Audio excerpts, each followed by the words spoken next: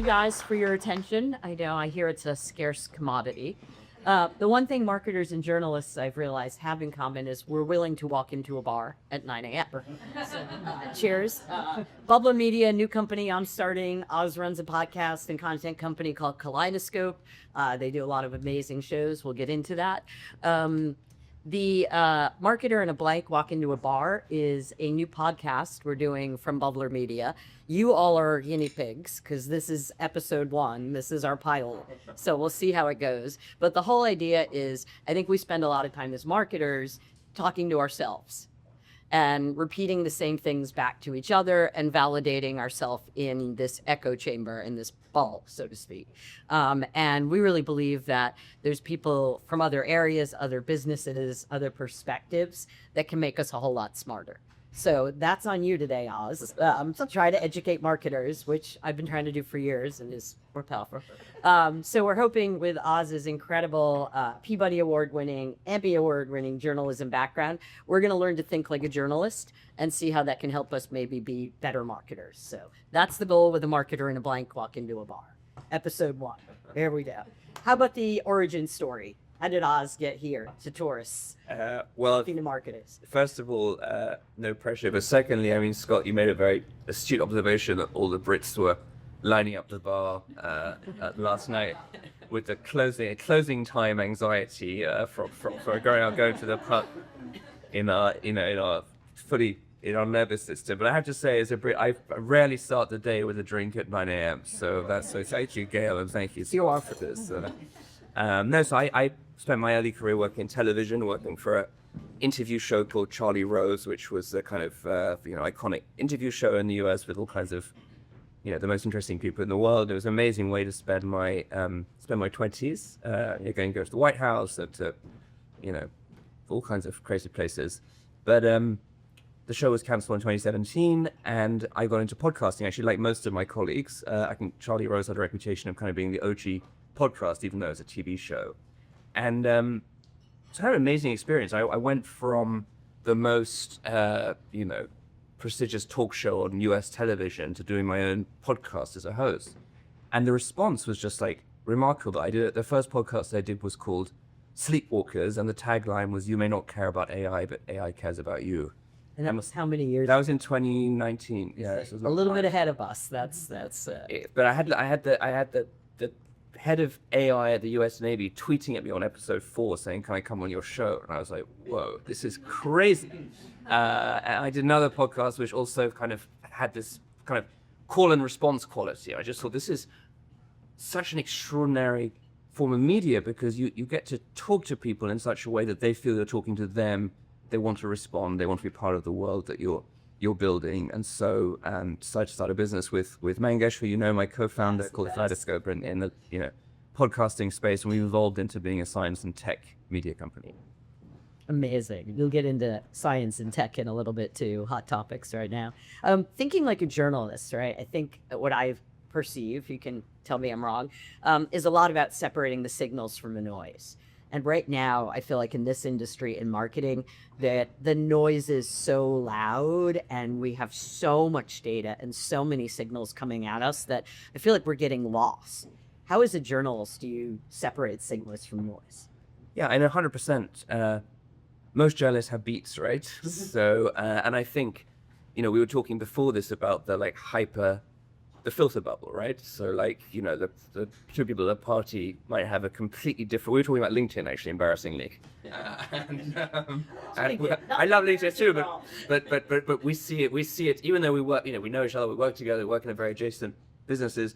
We see a completely different world, even on our own two LinkedIns. It's true, right? I think I see the world through these humans, and you see it through what the algorithm thinks are your humans. Exactly. So that's kind of interesting. But I think the journalism, like most industries, has kind of hyper specialized, right? So journalists have very narrow beats. So the ability to separate signal from noise is, a large part of it is filtering out a lot of the signal first, and then focusing on a kind of narrow bandwidth, and then figuring out what the stories are within it.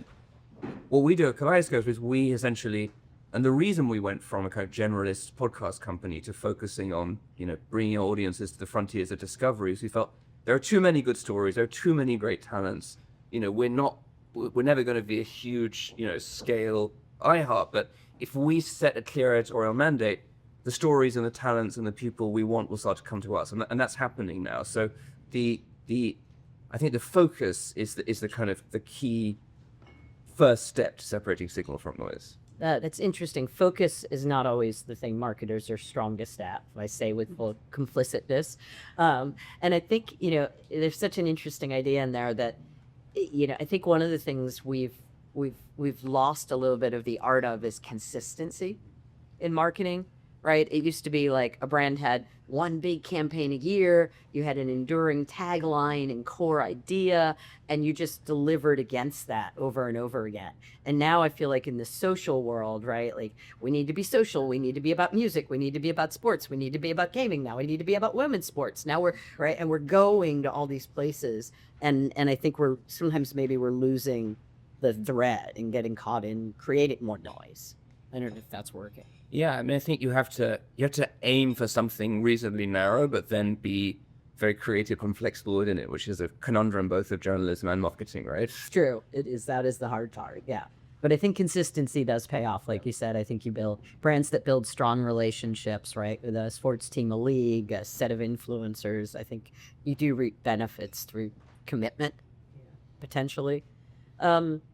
What about audiences? How do you as a journalist, right? We talk incessantly about target audiences and micro targets and macro targets and these gritty strivers who do this and they do that 7 times a week, and right, and we're always trying to parse and slice and dice these little these things that become very non-human at some point. As a journalist, how do you think about who am I writing for? Who am I creating for? I think that's changed so much in the 15 years I've been doing this, right? I mean, 15 years ago, frankly, the consideration was like, what do I find interesting and what does my editor find interesting? I think that's changed radically with data. Like you go into the Wall Street Journal newsroom now and there's a ticker of the top 10 stories, like a live ticker. And so the whole newsroom is being focused on audience performance. Like it's a kind of constantly reinforced real time, this was performing, who's written it, which bylines, who's up, who's down. And I think obviously that the influencer economy, YouTube economy, the podcast economy has absorbed a lot of the attention that used to go to journalism, and the best influencers and creators have a almost preternatural sense of who their audience is, and they hear from them a lot. I mean, that's again going back to why I got into podcasting. Like it was amazing to actually hear from the people who are listening to the podcast, and they wanted to be part of the podcast. So I think, and we think about our audience in terms of like 2 cohorts.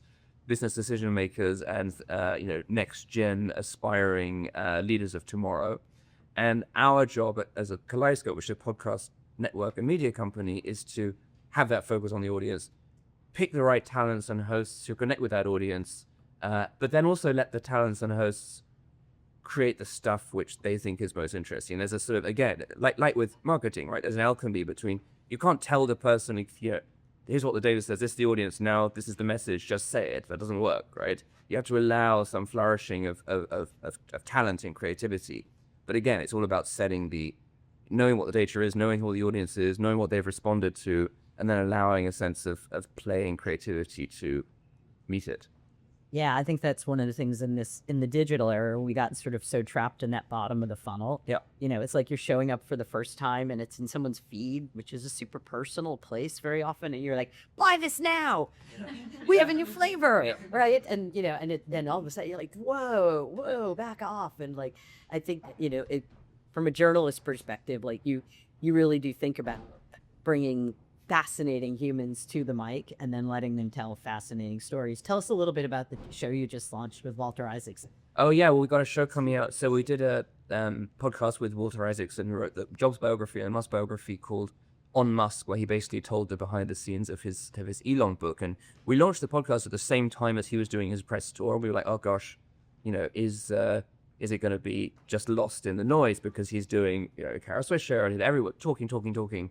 But we approached the sort of problem and the story from a different angle. Rather than like, what do you think about Elon? We kind of produced this narrative show where you were like with Walter as he was standing with Elon on top of the, house where he was installing a solar panel with one of his children under each arm, and it's just very, you felt the thrill, and the disquiet in some moments of like being there with them, and that podcast did extremely well for us. Got to number one in the podcast charts, and developed a relationship with Walter, who's now an board advisor to Kaleidoscope, and we have a new show coming out with him in September called The Builders, which I'm really excited about.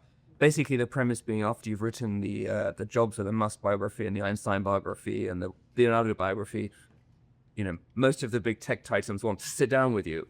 But interesting how the media ecosystem is fractured. Most of those tech titans only sit with insider media folks like Dwarkesh Patel or TBPN.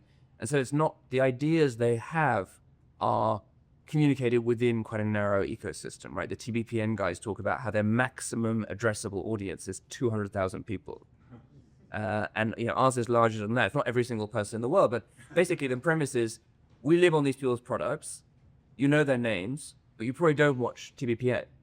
And so how do you, with Walter, the most trusted biographer of the biggest ideas people in history, get to understand who these people are, what they're building, hear Walter challenge them, but also understand their vision for the future, because ultimately, we're all living on their products.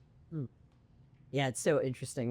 We have a podcast with John Gersma and Libby from the Harris Poll, and we were talking with them about I think John called it, he's so good, it's right, he called it the tyranny of consciousness, right? Like as consumers today, right, we're living on products.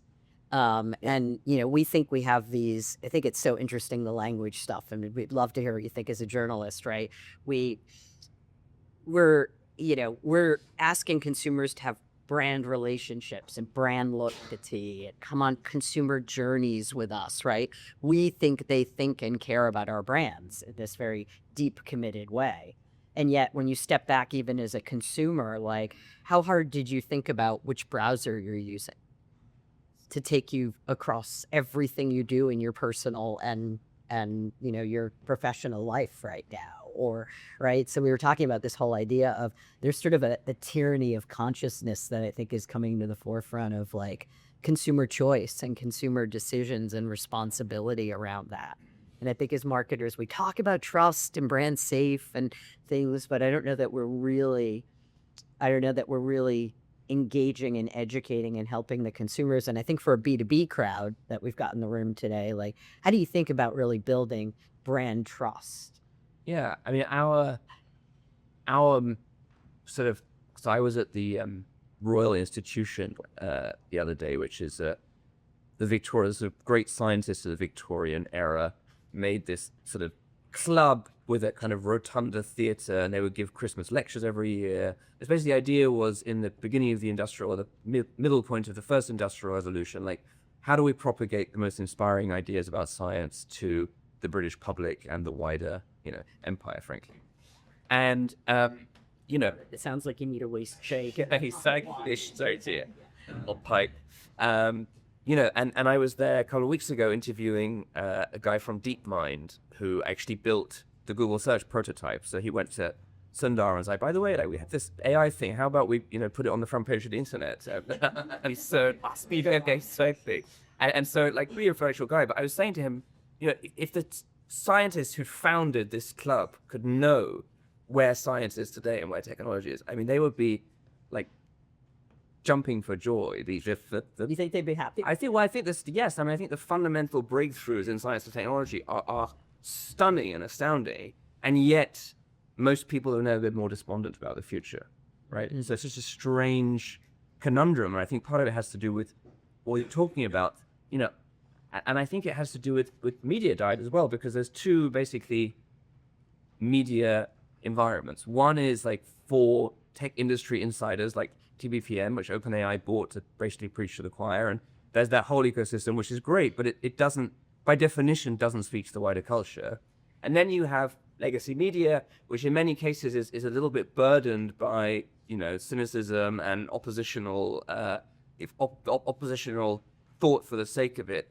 Whereas I think, there is an opportunity for entertaining, engaging content, which is not boosterish for the tech industry, but at least allows people through being entertained to engage, and through engaging to have a voice in what happens next. So I think trust comes from people trust you when you trust them to come up with their opinions rather than try and bully them into thinking a certain way. Yeah. No, it's so true. I think trust is eroding so quickly. And we actually did this study at iHeart, and it proved a couple of things. One was what's in your feed defines what you think the world is about. So you wake up and see these things, I wake up and see these things. We have a completely different view of what is interesting and current and happening in the world today. But the fascinating thing was pretty much any topic you throw out there, a highly politicized thing, ice raids or things, to fluffy topics about FIFA. And there's always fluffy. Danger. American bias. My dad was a sports writer. Soccer's not a sport. That's quote Bill Troberman, like 80 something. How the world changed. He might have been wrong. Future of newspapers we thought about too. The split on pretty much any topic that we throw out a ton of them in this research we did actually with Nathan Bladwell and the Pushkin crew. And there's like a 45-55 split on pretty much any topic. And you think it's like red blue, right? Oh, I vote this way, you vote this way. I'm liberal, you're a conservative. Like we think it goes to political lines. And when we deconstructed it with people in the study, everything came down to what was in your feed. Right? Or one driver that was really different. Do you live in a small town or a big city? Or like each one had one driver of that divide, but we're so divided and we're so convicted on it. It's creating all of this pain. And I think it's I don't know. Yeah. Do you know what the most bipartisan issue in America is today? I was going to say the Epstein files. The second most opposition to data centers. Fascinating. Yeah. So I was actually looking at some of your Tech Stuff podcasts, and you've got a lot of stuff on the future of data centers. What did you call it? The nation kind of. Oh yes, it was. What is that? I can't remember. Special story, but it was. It was the one nation undivided. Yes. Yeah, one nation undivided on data center. Yeah, exactly. Yeah. What is the zeitgeist? What do we need to know? Well, at least for sounding smart at cocktails later. I would say follow the Molotov cocktails. Yeah. I mean that's pretty extraordinary, right? To have on this house with literally firebombed, and we again. The essay was interesting with the confessions as well, right? Like somebody's confession around wanting to smash their laptop after not trying to use Claude and not getting much value from it, right? There's this strange cultural conundrum where we're both inspired by the wonder. I had a great drive up here with Danny yesterday, who was inspiring me about some Claude MCP work that we're going to be doing in Kaleidoscope. But it's this time of promise and peril, and people enjoy the tools, feel more productive using them often, although sometimes frustrated. And yet, who wants all these data centers have weird nicknames like Project Tango and stuff, and then they're put in people's backyard under the veil of secrecy. And it's guys, you're building a city-sized, industrial center right here. You're not going to tell the community before you do it. I think that the tech industry's ability to communicate the promise and to create an environment that feels like a two-way conversation with real people versus saying we think of this thing out, it's going to be great, you're gonna have this data center in your backyard, you're going to live on our products, and you don't get a voice. I think it's a highway to hiding, and I think it doesn't have to be that way. Actually, I think people, everyone in this room obviously has a little bit of FOMO. Am I using technology enough? But also, people want to use tools that benefit their lives, right? And so how do you thread that needle? Yeah, I know. If history's telling, and I lived early internet, early digital. All right, convenience does win, right? Despite all our fears, if you make my life easier, I'm going to probably embrace and use these products, regardless of who makes them or where they come from. Actually, Gary, I don't want to derail us too much. We may run out of time, but I had a question for you, actually. Please. Microsoft days. I mean, in the 90s, you had Microsoft, NBC, MSNBC. You had also, as you know, Time Warner, AOL Time Warner. Yes. You had Lycos, the search engine, buying Wired magazine. And now, fast forward 30 years, and I've talked about TVPN a lot, but OpenAI bought this podcast network. Andreessen Horowitz are launching their own media company called Monitoring the Situation. How do you see the sweep of technology companies and media companies interacting in these, which I would say this is the second internet boom, essentially, right? We're at the kind of beginning to mid phase of like, what was the Microsoft MSNBC story, and like, what do you think? Yeah, it's funny. My first project, I went to Microsoft in '96 to work on a secret project on the internet. I'd barely been on the internet, and it turned out to be Sidewalk, and it was a city guide. And my first like marketer challenge, like months and months before we launched the thing, something leaked, and the Wall Street Journal wrote a front page headline: "Microsoft out to kill newspapers." Wow. Right.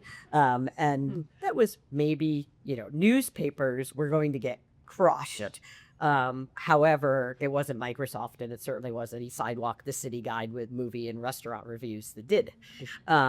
So, I think the challenge is I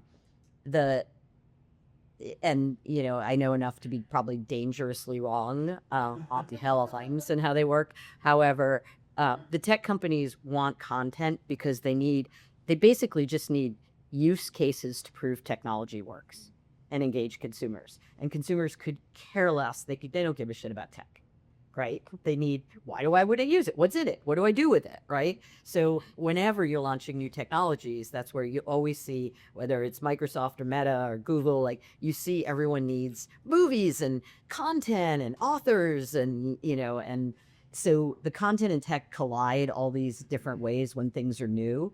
I do find, like, if history is telling, most of the tech companies do not really like being media companies for all the reasons you were just talking about, right? You need to it's just a different engineering culture is not a content culture. And they definitely clash. They've clashed at a lot of, I think, the mashups we've seen. I think the tech companies tend to be much better, whether it's ByteDance or, Meta, at building platforms that other people plug content into. Yep. So sometimes they need to acquire to force it or get more content out beginnings. I don't think we're trying to think of a great example where that's sustained and really mattered. Interesting. Yeah. And I think coming back to your filter bubble stuff, like I think most of the tech industry lives in the filter bubble of the tech media industry, which is essentially so adjacent to the tech industry as to be part of it. And so if you live on that ecosystem, you have a very skewed view of where the conversation is, right? And so the point about communicating benefit, like how does this affect me for the better and for worse, is entirely missing from the conversation, I think. Oh, 100%. And tech companies, they either like, here's a platform, go crazy, you're all equal, talk, whatever it is, X, Reddit, on and on. Or, they like to put one precious thing out there and showcase how the product works perfectly. So it's like control or zero control. And I think what you're saying is we need to moderate somewhere in the middle so consumers have a voice, but it's not just the Wild West over and over again. So with that, I think we're going to run out of time quickly. Is there one thing, you're living at this intersection of science and tech and podcasting and media and marketing. You're ad supported. You probably want money from folks in this room too. Is there, yeah, so we'll make the pitch. Yep. Yeah. Bubler Media, Kaleidoscope, ad supported, is there something you see living a little bit in the future and future tripping out there with the brainiest scientists and tech folks on your show? What's the next trend? What are we missing? What should we know? You see something ahead?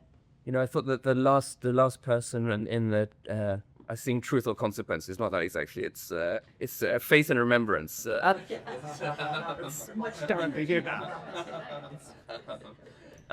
Who was talking about it being a time of you can build as fast as you can dream. I think like that's true. And again, going back to that conversation with the DeepMind guy, he was saying, a year ago I was building and now I'm observing the technology and testing its capabilities, trying to know what they are and then communicate them more widely. Something emergent is happening. Not just AI, but the intersection of new platform technology, AI, GLP-1s, new energy, And so it's a scary time, genuinely, and it's a time that even if you're inside, like most people in this room kind of are essentially, we feel left behind. But also it's a time where if you engage, there are like new and extraordinary things that can happen. One of the exciting series we're working on at Kaleidoscope is called 20 out of 25, and basically I'm a big tennis fan, but there was this time when it was Djokovic and Nadal and Federer, and their shadow cast of such a long shadow, the whole generation of players failed to emerge, until they got a bit older, and two of them retired, and Alcaraz and Sinner emerged. And it's kind of happening in the tech industry right now. Like the tech industry is basically like it's a bit like working in finance in the previous area. Go and get a great job, work at Facebook, get stock options, RSUs, is great living. And then all of a sudden everything broke, right? And now there's a whole wave of new companies emerging. I had two founders on my podcast last week who are 20 and 21. Their third co-founder was 15 when they started this business, which is now a unicorn. And they're doing predictive, they're doing synthetic people, creating synthetic populations and then polling them to do innovation. They created the Spindrift T line and stuff. And it's like, you might think it's crazy and bad, you might think it's fascinating, but like there's a new group of people emerging who are unconstrained by what came before, and like plugged into the mainframe with these tools. And it's exciting and sometimes terrifying to follow what they're doing. So I think I'm very, very interested in what's emerging from this 20 to 25-year-old cohort. Yeah, that's interesting. Yeah, so we've got to listen to some younger folks, maybe give them a little bit of cash to go play around and innovate some more. It is. I think it's the most exciting thing about marketing today. We're talking about this abstract concept called AI and what you do with AI and how much AI you're doing, and the opportunity is that's just a tool, and there'll be a million different flavors of it, just like the internet was a thing. Yep. It's really about who's going to have the next vision of something you can't even see yet. And that's what's going to transform, I think, brands and companies. So, thank you for dropping a little journalist wisdom, buddy.